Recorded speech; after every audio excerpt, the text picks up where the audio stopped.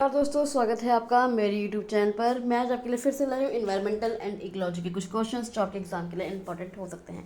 तो चलिए शुरू करते हैं। पहला क्वेश्चन है, इकोलॉजिकल स्टोइकोमेट्री मुख्यतः किससे संबंधित है? क्या इकोलॉजिकल स्टोइकोमेट्री तो वह आपकी जीवों में रासायनिक तत्वों का संतुलन कितना है, इस बात का अध्ययन करती है। कि इकोलॉजिकल स्टोइकोमेट्री की पौधे, जानवर, बैक्टीरिया और उनके पर्यावरण के बीच रासायनिक तत्वों का संतुलन कैसे काम करता है।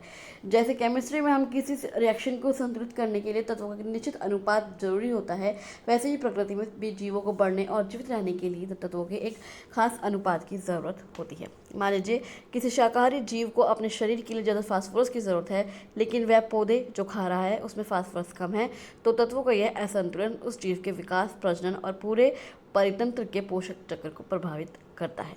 नेक्स्ट क्वेश्चन आता है आपका निम्नलिखित कथनों पर विचार कीजिए।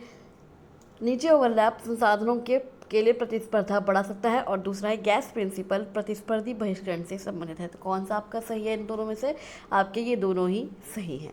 क्यों सही है? सबसे पहले जान लेते हैं कि नीचे ओवरलैप संसाधनों के लिए प्रतिस्पर्धा बढ़ सकता है। जी हाँ, एक प्रजाति का निकेत जो होता है उसका पर्यावरण में रहने का तरीका, उसका भोजन और संसाधनों का उपयोग करने का पूरा दायरा होता है।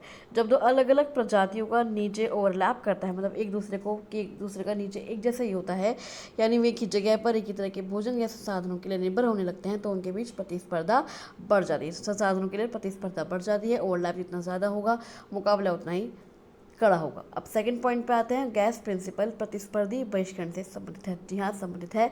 कैसे? क्योंकि जो गौस का नियम है, क्या है गौस का नियम? दो ऐसी प्रजातियां जो एक ही समय संसाधन के लिए बिल्कुल एक जैसा मुकाबला कर रही हैं, वे लंबे समय तक तथा एक ही निकेत में नहीं रह सकती, एक ही नीचे में नहीं रह सकती। इस मुकाबले जो प्रजाति थोड़ी भी कमज़ोर होगी उसे अंततः वहाँ से हटना पड़ेगा, और जो मजबूत होगी, बेहतर होगी, वह वहाँ पर टिकी रहेगी। नेक्स्ट क्वेश्चन आता है आपके, एनीमोक्री किस प्रकार के बीज प्रसार को दर्शाता है? कौन? एनीमोक्री तो वो आपकी इधर आता है वायु द्वारा। कैसे? वायु द्वारा बीज प्रसार को दर्शाता है। पारिस्थितिकी और वनस्पति विज्ञान में बीजों के बिखरने या फैलने के अलग अलग तरीकों के लिए विशिष्ट वैज्ञानिक शब्दों का प्रयोग किया जाता है। एनीमोकोरी जब बीजों का प्रसार हवा द्वारा होता है, तो ऐसे बीज आमतौर पर बहुत हल्के होते हैं और उनमें पंख या बाल जैसी संरचनाएं होती हैं, ताकि वे हवा में आसानी से उड़ सकें, जैसे आपके मंदार के बीज।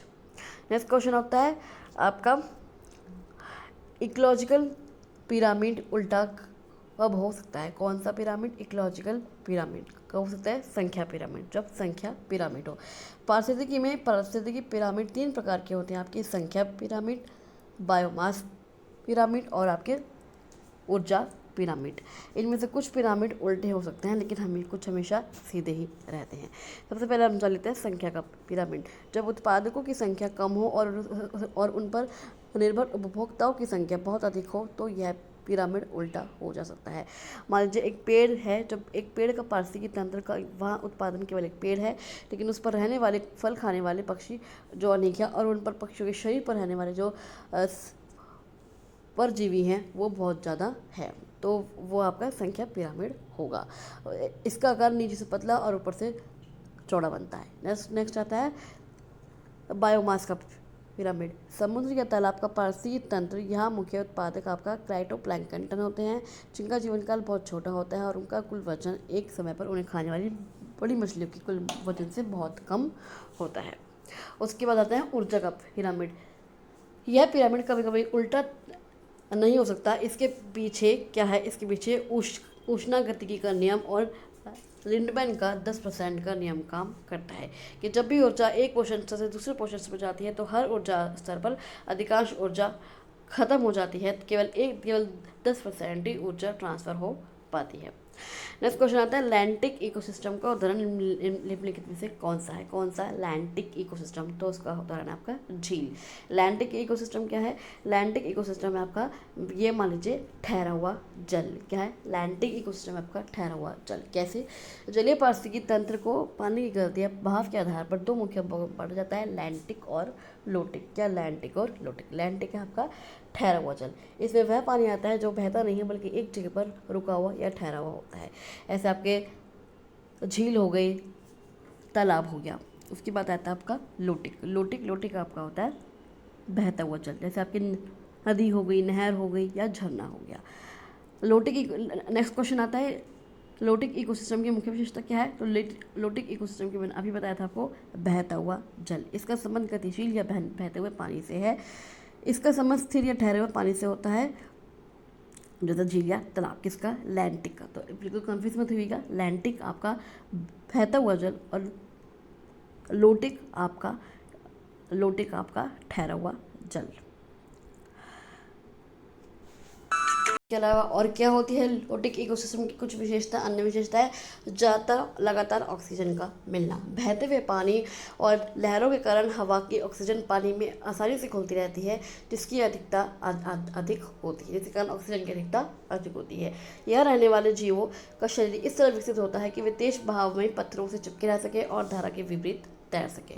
नेक्स्ट क्वेश्चन आता है, बायोलॉजिकल ऑक्सीजन डिमांड मुख्यतः है किसका? सोचे किसका? Biological oxygen demand. तो वह आपका जल में जैविक प्रदूषण क्या, ऑर्गेनिक पोल्यूशन इन वाटर की आपका पानी में प्रदूषण कितना है, इसके ये आपका बीओडी मापने का एक तरीका है। बीओडी प्रदूषण मापने का एक महत्वपूर्ण तरीका है। जब किसी नदी, तालाब या झील में सीवेज, कचरा या मृत पौधे जैसे जैविक चीज़ें गिरती हैं, तो पानी में मौजूद बैक्टीरिया और सूक्ष्मजीव इन्हें सड़ने या तोड़ने का काम शुरू कर देते हैं। इस कचरे को पचाने के लिए इन बैक्टीरिया को किसकी ज़रूरत होती है? इन बैक्टीरिया को होती है आपके ऑक्सीजन की ज़रूरत, कि उन्हें सड़ने का काम शुरू कर देते हैं। पानी में जैविक कचरा जितना ज़्यादा होगा, बैक्टीरिया उसे सड़ने के लिए उतनी ही जल्दी ज़्यादा ऑक्सीजन की ज़रूरत पड़ेगी। यानी बीओडी का स्तर जितना ऊंचा होगा, पानी उतना ही ज़्यादा प्रदूषित होगा। बीओडी जितना ज़्यादा होगा पानी में। जब बैक्टीरिया पानी की ज़्यादातर ऑक्सीजन खुद सोख लेते हैं, तो मछलियों और अन्य जलीय जीवों के लिए ऑक्सीजन कम पड़ जाती है, जिससे वे मरने लगते हैं। यानी पानी यानी बीओडी का स्तर जितना ज़्यादा होगा, पानी आपका प्रदूषित उतना ही होगा। ये आप लोग याद रख लीजिए। नेक्स्ट क्वेश्चन आता है, इकोलॉजिकल इक्विवेलेंट्स क्या होते हैं? क्या इकोलॉजिकल इक्विवेलेंट्स? तो वो होते हैं अलग क्षेत्रों में समान इकोलॉजिकल रोल निभाने वाली प्रजातियां। जिसका कि मतलब है कि दो जानवर अलग अलग जगह पर हैं, लेकिन वो एक जैसा काम कर रहे हैं। अभी कैसे? उन प्रजातियों को जाता है कि जो दुनिया में के अलग अलग भौगोलिक क्षेत्रों में रहते हैं, लेकिन अपने अपने पर्यावरण में उनका काम और उनकी बनावट बिल्कुल एक जैसी होती है। ऐसा इसलिए होता है क्योंकि वे अलग अलग जगहों पर होते हैं, लेकिन एक जैसे माहौल, जलवायु और जीवन की चुनौतियों का सामना कर रहे होते हैं। जैसे आपका जो ऑस्ट्रेलिया का कंगारू है और जो उत्तरी अमेरिका का हिरन है, ये दोनों अलग अलग महाद्वीपों में रहते हैं, लेकिन दोनों ही अपने अपने मैदानों के मुख्य शाकाहारी जीव है और यहाँ के घास के मैदानों के इकोसिस्टम में एक ही भूमिका निभाते हैं। नेक्स्ट क्वेश्चन आता है, कंपोस्टिंग प्रक्रिया में मुख्य भूमिका किसकी होती है? किसकी? कंपोस्टिंग प्रक्रिया में तो उसकी होती है आपके अपघटकों की। किसकी? अपघटकों की, डीकम्पोजर्स की। अब कंपोस्टिंग है क्या? कंपोस्टिंग एक प्राकृतिक प्रक्रिया है जिसमें रसोई के गीले कचरे और बगीचे के कचरे, जैसे आपके सूखे पत्ते हो गए, घास हो गया, कुछ जैविक खाद में बदला जाता है। इस पूरी प्रक्रिया के असली हीरो जो होते हैं वो आपके अपघटक होते हैं, डिकम्पोजर्स होते हैं। इन्हें प्रकृति के सफाई कर्मचारी भी कहा जाता है। अब कंपोस्टिंग में इनकी प्रक्रिया कैसी होती है, इनकी भूमिका कैसी होती है? मिट्टी और कचरे में प्राकृतिक रूप से मौजूद बैक्टीरिया और कवक कचरे के जटिल कार्बनिक पदार्थ को तोड़ना शुरू करते हैं। इस प्रक्रिया में गर्मी पैदा होती है, जिससे कचरा सड़कर पोषण से भरपूर मिट्टी में बदलने लगता है। आगे चलकर केंचुए, घोंगे और छोटे कीड़े इस अर्ध कचरे मलबे को खाते हैं और उसे महीन उपजाऊ खाद जैसे में बदल देते हैं। नेक्स्ट क्वेश्चन आता है, इकोलॉजिकल इंडिकेटर्स का प्रयोग किस लिए किया जाता है? किसका? इकोलॉजिकल इंडिकेटर्स का। वो किया जाता है पर्यावरणीय स्थिति का आकलन, कि पर्यावरण की स्थिति क्या है उसका आकलन करने के लिए, उसका अनुमान लगाने के लिए। इकोलॉजिकल इंडिकेटर्स या प्राकृतिक सूचक होते हैं। प्रकृति में पाए जाने वाले ऐसे जीव, पौधे या जैविक प्रक्रियाएँ होती हैं जो अपने आसपास की पर्यावरण की सेहत का हाल बताते हैं। अगर पर्यावरण में थोड़ा भी प्रदूषण या बदलाव होता है तो ये जीव बहुत जल्दी प्रभावित होते हैं, जिससे वैज्ञानिकों को बिना किसी बड़े टेस्ट के पर्यावरण की स्थिति का पता चल जाता है। मान लीजिए लाइकेन। क्या? लाइकेन यह पेड़ की छालों और पत्थरों पर उगने वाली एक संरचना है। यह वायु प्रदूषण के प्रति बहुत संवेदनशील होते हैं। जहाँ हवा प्रदूषित होगी वहाँ लाइकेन गायब हो जाते हैं। आपको एक दिलचस्प उदाहरण बताती हूँ। पुराने समय में कोयले की खदानों में काम करने वाले मजदूर अपने साथ एक पिंजरे में हेनरी चिड़िया लेकर जाते थे। कौन सी चिड़िया? हेनरी चिड़िया लेकर जाते थे। अगर खदान में कार्बन मोनोऑक्साइड जैसी जहरीली गैस का रिसाव होता था तो इंसानों से पहले ही यह चिड़िया बेहोश हो जाती थी, जिससे मजदूरों को तुरंत खतरा भांपने का मौका मिल जाता था। तो ऐसे ही पारसी के सूचक भी प्रकृति में यही काम करते हैं। निम्नलिखित में से कौन सा डेट्रिटस फूड चेन का भाग है? कौन है डेट्रिटस फूड चेन का भाग? तो है मृत जैविक पदार्थ, डेड ऑर्गेनिक मैटर है मृत जैविक पदार्थ। पारसी के तंत्र में मुख्य रूप से दो प्रकार की खाद्य श्रृंखलाएं होती हैं, दो तरह की फूड चेन होती हैं। इनके शुरुआती बिंदु को समझकर आप इन्हें कभी नहीं भूलेंगे। एक आता है आपके डेट्रिटस फूड चेन,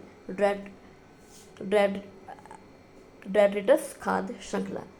यह खाद्य श्रृंखला मृत कार्बनिक पदार्थों से शुरू होती है, जैसे आपके सड़े गले पत्ते हुए, मृत जीव हो गए, गोबर हो गए। इसे सबसे पहले केचुए, बैक्टीरिया या कवक जैसे जीव खाते हैं, जिन्हें डेट्रिटोवर्स कहा जाता है। इसके बाद इन जीवों को छोटे पक्षी या अन्य मांसाहारी जीव खाते हैं। तो कैसे आपका चक्र हो गया? मृत पदार्थ को केचुआ खाएगा, केचुए को मेंढक खाएगा और मेंढक को आपके सांप खाएगा। केजरिंग खाद्य श्रृंखला, उसके बाद हो गया आपकी केजरिंग खाद्य श्रृंखला। यह श्रृंखला सीधे सूर्य की रोशनी और सजीव प्राथमिक उपभोक्ताओं से शुरू होती है। यह हरे पौधों को शाकाहारी जीव खाते हैं और शाकाहारी को मांसाहारी जीव खाते हैं। जो चक्र क्या हो गया? घास को हिरन खाएगा और हिरन को आपको शेर खाएगा। नेक्स्ट क्वेश्चन आता है इकोलॉजिकल वैलेंसी क्या दर्शाती है? क्या इकोलॉजिकल वैलेंसी? तो वो दर्शाती है जीव की आपकी अनुकूलन क्षमता। जीव की अनुकूलन क्षमता दर्शाती है इकोलॉजिकल वैलेंस, जिसे पारसी की संयोजकता भी कहा जाता है। किसी जीव या प्रजाति के पर्यावरण के उतार चढ़ाव जैसे तापमान, नमी, खारापन या भोजन की उपलब्धता को सहन करने और उनके अनुसार खुद को ढालने की क्षमता को दर्शाती है। इसे समझने के लिए दो मुख्य भागों में बांटा जाता है इसको। ब्रॉड इकोलॉजिकल वैलेंसी, ऐसी प्रजातियां जो पर्यावरण के बड़े बदलावों को आसानी से सहन कर लेती हैं, इन्हें यूरी शब्द से दर्शाया जाता है। उसके बाद क्या? नैरो इकोलॉजिकल वैलेंसी, ऐसी प्रजातियां जो केवल एक निश्चित और बहुत ही सीमित माहौल में ही जिंदा रह सकती हैं। पर्यावरण में थोड़ा सा भी बदलाव इन्हें संकट में डाल देता है। अगर हम संक्षेप में कहें तो किसी जीव की इकोलॉजिकल वैलेंसी जितनी अधिक या व्यापक होगी, दुनिया में उसके जीवित रहने और फैलने की संभावना उतनी ही ज़्यादा होगी। तो जो ब्रॉड इकोलॉजिकल वैलेंसी है वो तो दुनिया में जी सकती है, लेकिन जो नैरो इकोलॉजिकल वैलेंसी है वो दुनिया में नहीं जी सकती। नेक्स्ट क्वेश्चन आता है स्टैंडिंग क्रॉप क्या दर्शाता है? क्या स्टैंडिंग क्रॉप? तो वो दर्शाता है किसी समय पर उपस्थित जैव भार, biomass present at a given time. Standing crop ये दर्शाता है। पारसी की में इकोलॉजी में स्टैंडिंग क्रॉप का सीधा सा मतलब होता है कि किसी निश्चित समय पर किसी निश्चित क्षेत्र में जीवित सजीवों का कुल वजन या मात्रा कितनी है, कुल वजन या मात्रा कितनी आपके सजीव हैं उस निश्चित क्षेत्र में और उस निश्चित टाइम पर। इसे आमतौर पर जैव भार के रूप में भी मापा जाता है। बायोमास को जीवों के ताज़ा वजन या शुष्क वजन के रूप में व्यक्त किया जाता है। वैज्ञानिक हमेशा शुष्क वजन को अधिक सटीक मानते हैं क्योंकि इसमें पानी की मात्रा शामिल नहीं होती जो बदलती रहती है। मान लीजिए यदि आप आज के दिन किसी 1 वर्ग किलोमीटर के जंगल में मौजूद सभी पेड़ पौधे, झाड़ियों और उन पर रहने वाले जीवों का कुल शुष्क वजन निकालें तो उस जंगल की स्टैंडिंग क्रॉप कहलाएगी कि वहाँ पर उस निश्चित जगह पर और उस टाइम पर कितने सजीव मौजूद हैं। नेक्स्ट क्वेश्चन आते हैं स्ट्रैटिफिकेशन शब्द झीलों में किससे संबंधित है? कौन सा? स्ट्रैटिफिकेशन शब्द झीलों में किससे संबंधित है? तो है जल की परतों का निर्माण। क्या? जल की परतों का निर्माण। झीलों और गहरे जलाशयों में स्ट्रैटिफिकेशन का मतलब होता है, क्या मतलब होता है? झीलों में स्ट्रैटिफिकेशन का मतलब कि तापमान के अंतर पानी का अलग अलग परतों में बंट जाना। क्या? जल की परतों का निर्माण। ऐसा मुख्य रूप से गर्मियों के मौसम होता है जब सूर्य की सीधी धूप पानी की ऊपरी सतह को गर्म कर देती है, जबकि गहरा पानी ठंडा ही रहता है। गर्मियों के समय एक गहरी झील 3 मुख्य भागों में बंटती है। सबसे पहले आपके एपिल्यूमिनियम, यह झील की सबसे ऊपरी परत होती है। कौन सी? एपिल्यूमिनियम। यह झील की सबसे ऊपरी परत होती है। सूर्य की रोशनी के कारण यह हिस्सा गर्म होता है और हवा के सीधे संपर्क में होने के कारण इसमें ऑक्सीजन की मात्रा भी सबसे अधिक होती है। उसके बाद आ गया आपका मेटल्यूमिनियम। क्या? मेटल्यूमिनियम, यह बीच की परत होती है। इसमें नीचे जाने पर तापमान बहुत तेजी से गिरता है। यह ऊपरी गर्म पानी और नीचे के ठंडे पानी को अलग करने वाली सीमा की तरह काम करती है। उसके बाद आ गया आपका हाइपोल्यूमिनियम। क्या? हाइपोल्यूमिनियम, यह झील की सबसे निचली और गहरी परत होती है। यह सूर्य की रोशनी नहीं पहुंच पाती, इसलिए यह हिस्सा बहुत ठंडा और घना होता है। यहाँ अक्सर ऑक्सीजन की कमी होती है। तो 3 परतें होती हैं झीलों की, ये भी आपको आज पता पड़ा एपिल्यूमिनियम, मेटल्यूमिनियम और हाइपोल्यूमिनियम। एक दिलचस्प घटना मैं आपको बताती हूँ। जब पतझड़ या सर्दियों का मौसम आता है तो ऊपरी परत का पानी ठंडा होकर भारी हो जाता है और नीचे बैठ जाता है, जिससे नीचे का पानी ऊपर आ जाता है। इस प्रक्रिया को लेक ओवरटर्न कहते हैं, जो पूरी तरह झील में पोषक तत्वों और ऑक्सीजन को वापस समान रूप से मिला देती है। भाई नीचे का पानी ऊपर आ जाएगा और ऊपर का पानी नीचे बैठ जाएगा। नेक्स्ट क्वेश्चन आता है इकोलॉजिकल डोमिनेंस क्या दर्शाता है? क्या? इकोलॉजिकल डोमिनेंस तो वो दर्शाता है सबसे अधिक प्रभाव रखने वाली प्रजाति, सबसे अधिक प्रभाव रखने वाली प्रजाति। कैसे? इकोलॉजी में इकोलॉजिकल डोमिनेंस का मतलब होता है किसी समुदाय में उस प्रजाति से है जो अपनी संख्या, आकार या अपनी गतिविधियों के कारण पूरे पारिस्थितिकी तंत्र पर सबसे गहरा प्रभाव डालती है। इस प्रजाति को डोमिनेंट स्पीशीज भी कहा जाता है। क्या कहा जाता है? इस प्रजाति को डोमिनेंट स्पीशीज भी कहा जाता है। कैसे? ये प्रजातियाँ पर्यावरण के अधिकांश साधनों जैसे धूप, पानी, स्थानीय भोजन का उपयोग करती हैं और यह तय करती हैं कि कौन सी उसी प्रजातियाँ जीवित रह पाएंगी। कई बार किसी पूरे इकोसिस्टम का नाम ही वहाँ की डोमिनेंट प्रजाति पर रख दिया जाता है। मान लीजिए ओक का जंगल, इन जंगलों में छोटे पौधे और जीव भी होते हैं, लेकिन ओक या पाइन के पेड़ अपने बड़े आकार और संख्या के कारण पूरे जंगल के माहौल को नियंत्रित करते हैं। तटीय इलाकों में मैंग्रोव के पौधे डोमिनेंट होते हैं। कौन से? मैंग्रोव के पौधे डोमिनेंट होते हैं और जो पूरे तट के जीवन और वहाँ की मिट्टी को स्थिरता देते हैं। तो चलिए आज के बस इतना ही। आई होप आपको वीडियो अच्छा लगा होगा, ये MCQs अच्छे लगे होंगे।